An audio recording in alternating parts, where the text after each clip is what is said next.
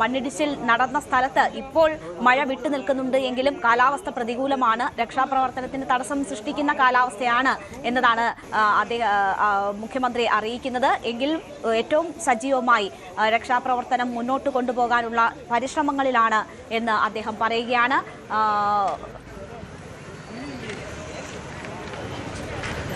മുഖ്യമന്ത്രി പ്രാഥമികമായി ലഭിച്ച വിവരങ്ങളാണ് ഇപ്പോൾ പങ്കുവച്ചിരിക്കുന്നത്. 7 പേരെയാണ് കാണാതായിട്ടുള്ളത്. അതൊരു കൃത്യമായ കണക്കല്ല. ഇപ്പോഴത്തെ പ്രാഥമികമായി ലഭിക്കുന്ന കണക്കുകൾ അനുസരിച്ച് 7 പേരെ കാണാനില്ല എന്നതാണ് മുഖ്യമന്ത്രി അറിയിച്ചിരിക്കുന്നത്.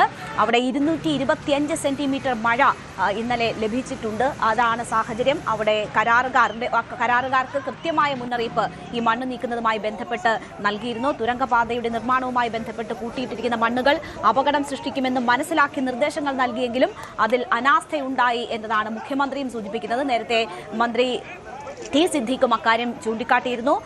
ആ പിഴവ് സംഭവിച്ചിരിക്കുന്നു എന്നത് മുഖ്യമന്ത്രിയും ഇപ്പോൾ സ്ഥിരീകരിക്കുകയാണ്. അധികൃതർക്ക് കൃത്യമായ നിർദ്ദേശം നൽകിയിട്ടും ആ മണ്ണ് നീക്കാത്തതിൽ പിഴവ് സംഭവിച്ചിരിക്കുന്നു എന്നതാണ് അദ്ദേഹം പറഞ്ഞത്. അവിടെ റെഡ് അലർട്ടിന് സമാനമായ മഴയാണ് ലഭിച്ചത്. പക്ഷേ യെല്ലോ അലർട്ട് ആയിരുന്നു എന്ന കാര്യങ്ങൾ ചൂണ്ടിക്കാട്ടിയപ്പോൾ അതിൽ പിഴവ് സംഭവിച്ചിട്ടില്ല എന്നതാണ് മുഖ്യമന്ത്രി സൂചിപ്പിക്കുന്നത്. കാലാവസ്ഥയല്ല ഏറ്റവും പ്രതികൂലമായ സാഹചര്യം സൃഷ്ടിച്ചിരിക്കുന്നത് ഈ മണ്ണ് അവിടെ നീക്കാതെ അവശേഷിപ്പിച്ചതാണ് എന്നതാണ് മുഖ്യമന്ത്രി പറയുന്നത്. ദുരന്ത നിവാരണ അതോറിറ്റി ഓഫീസിലെത്തി സാഹചര്യങ്ങൾ വിലയിരുത്തിയതിനു ശേഷമാണ് മുഖ്യമന്ത്രി മാധ്യമങ്ങളെ കണ്ട് കാര്യങ്ങൾ വിശദീകരിച്ചത്. ഡാൻ കുര്യൻ വിവരങ്ങളുമായി ചേരുകയാണ്. ഡാൻ, 7 പേരെ കാണാനില്ല, ഒരാളുടെ മരണം സ്ഥിരീകരിച്ചിരിക്കുന്നു, 7 പേർ പരിക്കുകളോടെ ആശുപത്രിയിൽ എന്നതാണ് മുഖ്യമന്ത്രി പ്രാഥമികമായി ലഭിച്ച വിവരങ്ങളുടെ അടിസ്ഥാനത്തിൽ നൽകുന്ന കണക്ക്. രക്ഷാപ്രവർത്തനം എങ്ങനെ പുരോഗമിക്കുന്നു?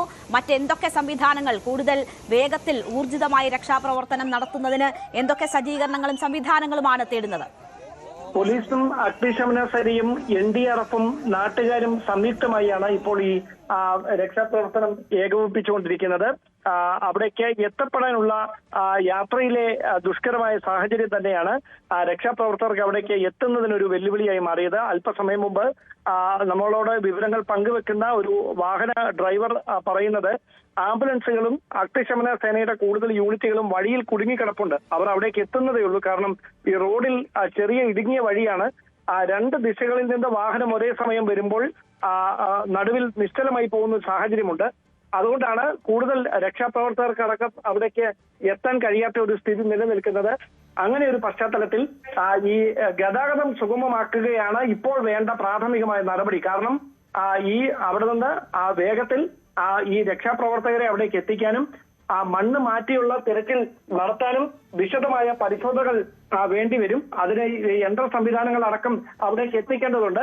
അങ്ങനെ ഒരു പശ്ചാത്തലത്തിൽ ഈ NDRF-ന്റെ ഒരു സംഘം കൂടി അവിടേക്ക് ഉള്ള മാർഗമധ്യയാണ്. അവർ വൈകാതെ അവിടെ എത്തുമെന്നാണ് അറിയിച്ചിരിക്കുന്നത്.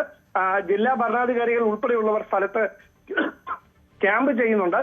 എന്തായാലും 7 പേരെ ആശുപത്രിയിലേക്ക് മാറ്റിയിരിക്കുന്നു. ഒരാൾക്ക് ജീവൻ നഷ്ടമായി എന്ന് ഉറപ്പിച്ചിട്ടുണ്ട്. പക്ഷേ 5 പേരുടെ കാര്യത്തിലാണ് ഇപ്പോൾ സ്ഥിരീകരിക്കാത്ത വിവരം അനുസരിച്ച് സംശയം നിലനിൽക്കുന്നത്. അവർ അവിടെ നിന്ന് രക്ഷപ്പെട്ട എവിടേക്കെങ്കിലും മാറി നിൽക്കുകയാണോ, മറ്റുള്ളവരുമായി സംസാരിക്കാൻ കഴിയാതെ ഒറ്റപ്പെട്ട എവിടെയെങ്കിലും നിൽക്കുകയാണോ, അതോ മണ്ണിനടിയിൽ കുടുങ്ങിയിട്ടുണ്ടോ എന്നതിലാണ് ഒരു അവ്യക്തത.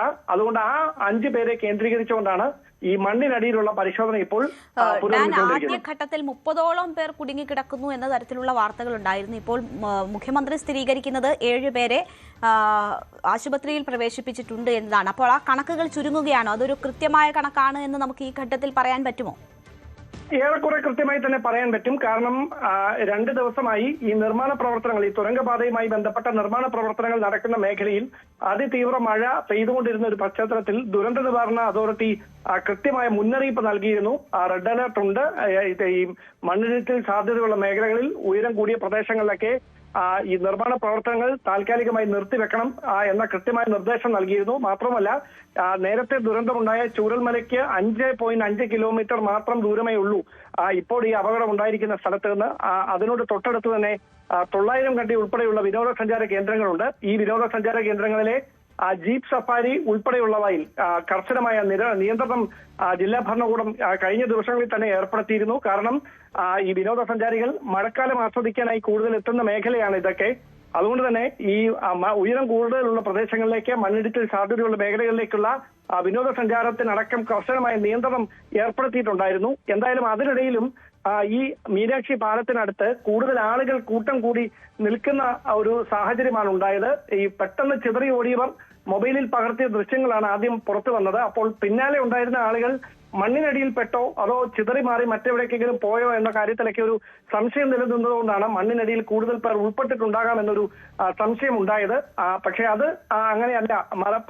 പല വർഷങ്ങളിലായി ആളുകൾ കൂട്ടം ചേർന്ന് നിൽക്കുന്നുണ്ട് എന്ന് സ്ഥിരീകരിച്ചതോടെയാണ് പിന്നീട് ഈ ഒരു സ്ഥാപനം നടത്തുന്ന ഒരു ചെറിയ കട അവിടെ നടത്തുന്ന 5 പേരെ സംബന്ധിച്ചൊരു സംശയം ഉണ്ടായിരിക്കുന്നത്. അവർ എവിടെങ്കിലും രക്ഷപ്പെട്ട് നിൽക്കുന്നുണ്ടോ എന്ന കാര്യത്തിൽ ഇപ്പോഴും ഒരു സ്ഥിരീകരണം ഉണ്ടായിട്ടില്ല. അതുകൊണ്ടാണ് ഈ മണ്ണ് മാറ്റിയുള്ള പരിശോധന വേണമെന്ന ആവശ്യം ഉയർന്നത്.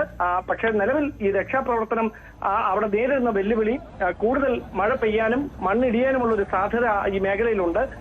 അങ്ങനെയുള്ള ഒരു സ്ഥലത്ത് സാധാരണ സ്ഥലങ്ങളിൽ നടത്തുന്ന രക്ഷാപ്രവർത്തനമല്ല, കുറച്ചുകൂടി ശാസ്ത്രീയമായ നിലയിൽ മണ്ണിനടിയിൽ ആളുകൾ കുടുങ്ങിക്കിടപ്പുണ്ടോ എന്ന് അറിയാൻ കഴിയുന്ന യന്ത്ര സംവിധാനങ്ങളുടെ സഹായത്തോടെയുള്ള പരിശോധനകളാണ് വേണ്ടത്. NDRF ഉൾപ്പെടെ അത്തരത്തിലുള്ള പരിശോധനകളാണ് ഇപ്പോൾ അവിടെ നടത്തിക്കൊണ്ടിരിക്കുന്നത്. എന്തായാലും അല്പസമയത്തിനകം ഒരു NDRFന്റെ ഒരു സംഘം കൂടി അവിടേക്ക് എത്തും. അതോടെ ഈ രക്ഷാപ്രവർത്തനത്തിന് കുറച്ചുകൂടി വേഗം കൈവരുമെന്നാണ് അറിയുന്നത്. എന്തായാലും മണ്ണ് മാറ്റിയുള്ള പരിശോധനയ്ക്ക് വേണ്ടിയുള്ള നടപടികളാണ് ഇപ്പോൾ പുരോഗമിച്ചുകൊണ്ടിരിക്കുന്നത്. ശരി, രക്ഷാപ്രവർത്തനം ഊർജിതമാക്കാനുള്ള എല്ലാ ഇടപെടലുകളും നടത്തുന്നു എന്നതാണ് മനസ്സിലാക്കുന്നത്. ഇതൊരു മനുഷ്യനിർമ്മിത ദുരന്തമാണ് എന്ന തരത്തിൽ തന്നെയാണ് മുഖ്യമന്ത്രിയുടെയും പ്രതികരണം വരുന്നത്. മണ്ണ് നീക്കുന്നതിന് കൃത്യമായ നിർദ്ദേശം സർക്കാർ നൽകിയതാണ്, പക്ഷേ അത് പാലിക്കപ്പെട്ടില്ല. അതാണ് ഈ ദുരന്തത്തിലേക്ക് നയിച്ചിരിക്കുന്നത് എന്നതാണ് മുഖ്യമന്ത്രി ചൂണ്ടിക്കാട്ടിയിരിക്കുന്നത്. ഇത് കൃത്യമായി പൊതുമരാമത്ത് വകുപ്പിന്റെ ഭാഗത്തു നിന്ന് ഉൾപ്പെടെ നിർദ്ദേശം പോയിരുന്നതാണ്. മന്ത്രിമാർ തന്നെ അത്തരം നിർദ്ദേശങ്ങൾ നൽകിയിരുന്നു, പക്ഷേ അത് പാലിക്കപ്പെട്ടില്ല. അതാണ് ദുരന്തത്തിലേക്ക് നയിച്ചതെന്ന് അദ്ദേഹം പറയുന്നു. എന്തായാലും രക്ഷാപ്രവർത്തനം ഊർജിതമായി നടക്കുകയാണ്. കാലാവസ്ഥ പ്രതികൂലമാണ്, അത് ചില തടസ്സങ്ങൾ സൃഷ്ടിക്കുന്നുണ്ട്.